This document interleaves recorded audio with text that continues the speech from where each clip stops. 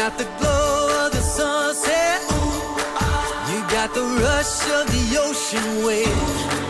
You're burning high like it's wanted. You make it feel like summer again. We got a chance and we'll live it.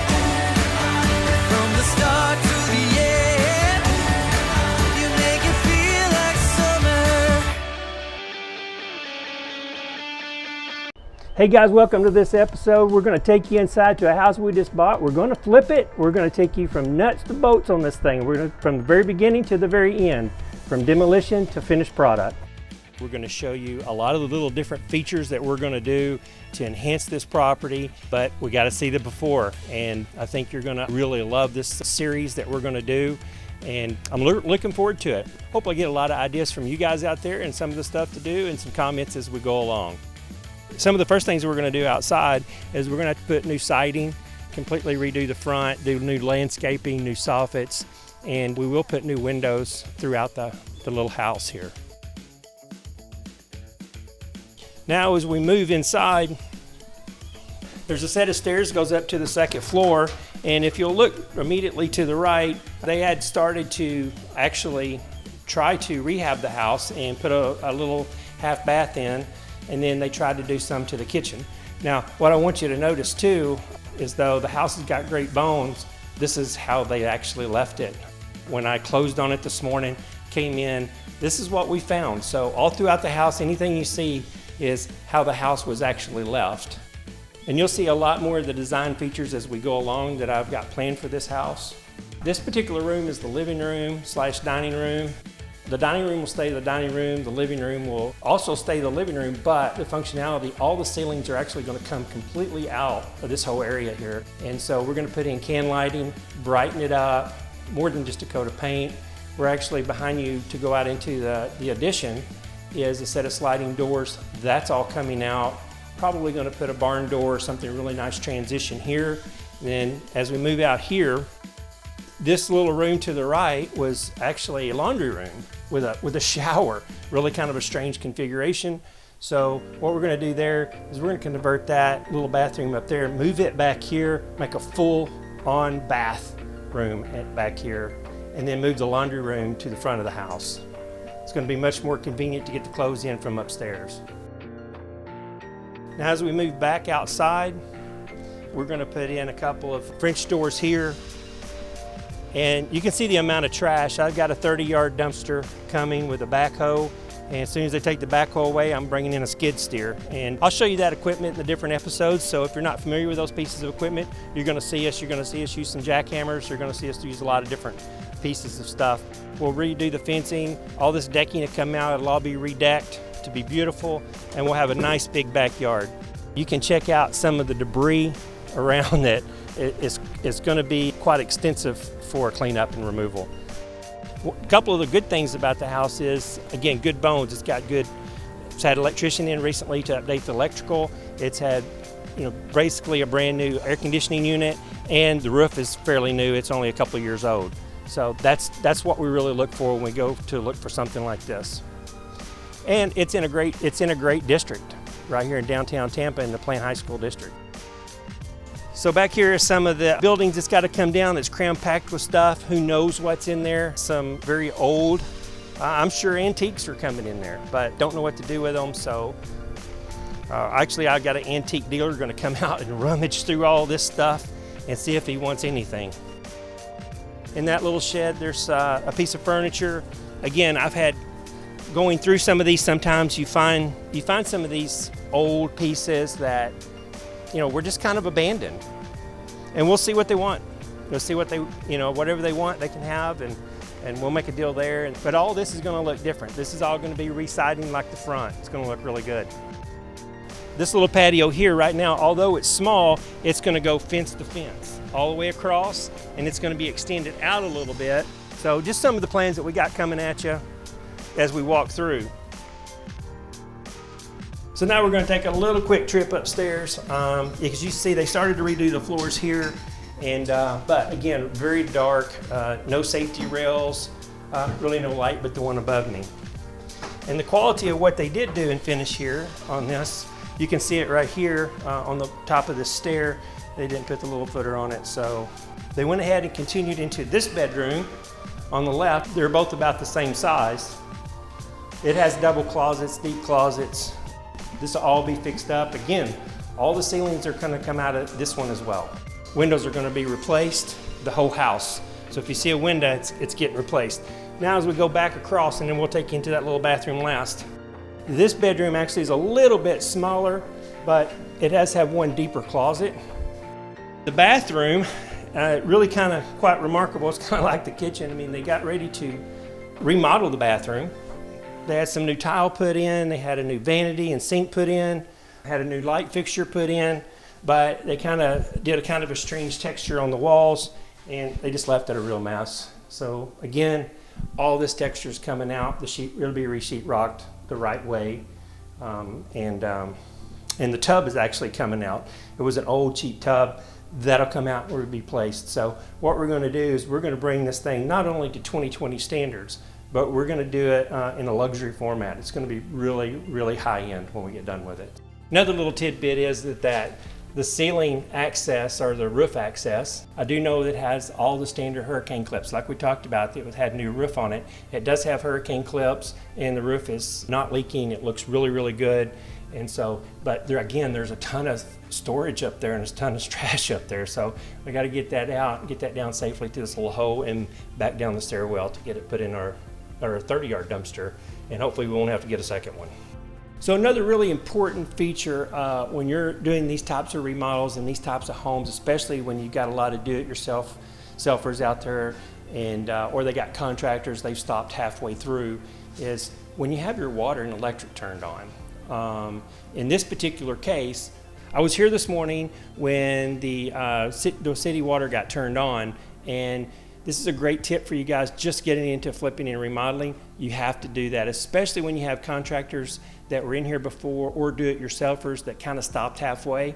One of the things that you'll notice that I noticed in this house was there are no faucets in the sink, and there's no faucets in the spare bedroom bathroom that they were actually remodeling, which tells me that there could be a water issue.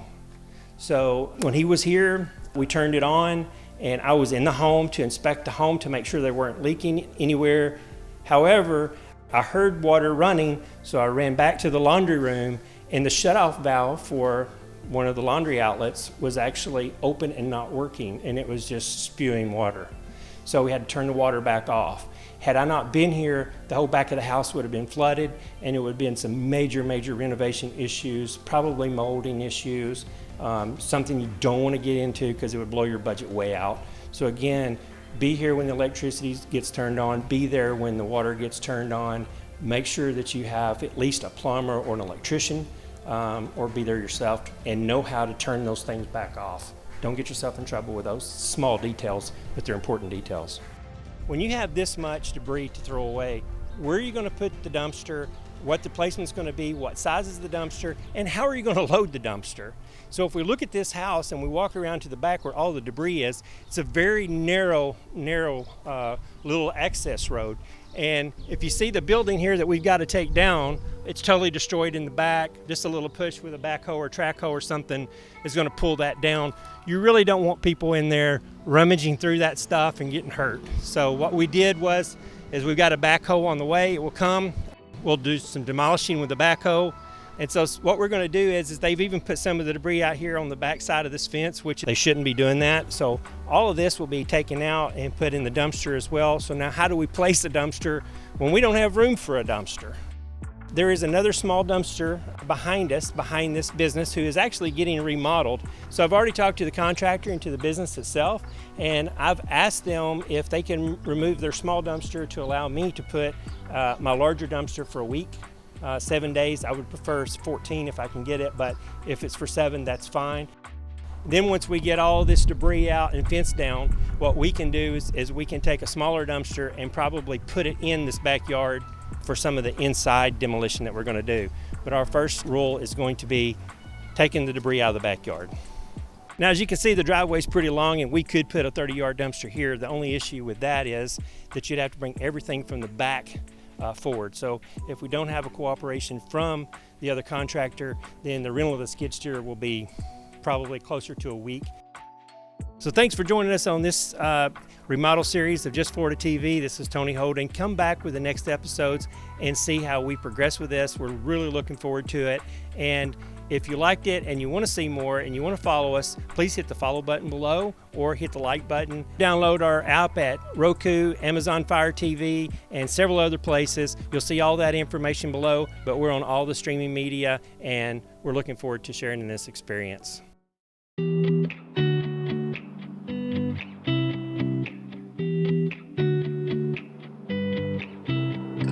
Hi, this is Anthony with Barrel Project Engineering. I am the inspection manager. We are here at a home inspection for SKL team.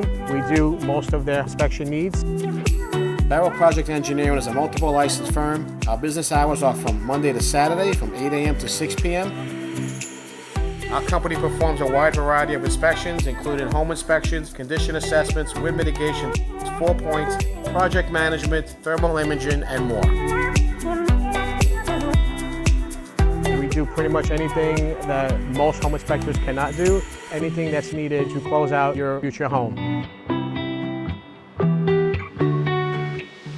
If you'd like to inquire about any of our inspection services, please call us at 813-616-3301. My name is Carlos Orozco. I am the owner of Suncoast Painting Company. I work out of the Tampa Bay area, St. Pete, all of Hillsborough County, Pinellas County. We specialize in painting. We do commercial, residential, interior, exterior, staining, cabinet remodeling, floor epoxying, concrete stain, pressure washing. We do smaller things, but we specialize mainly in painting. My information is down below. If you need any of the services we mentioned, please reach out.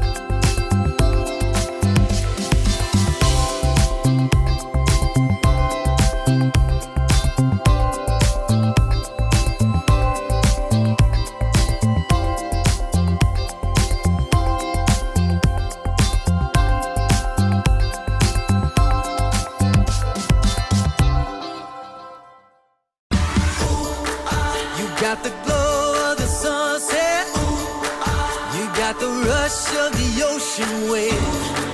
You're burning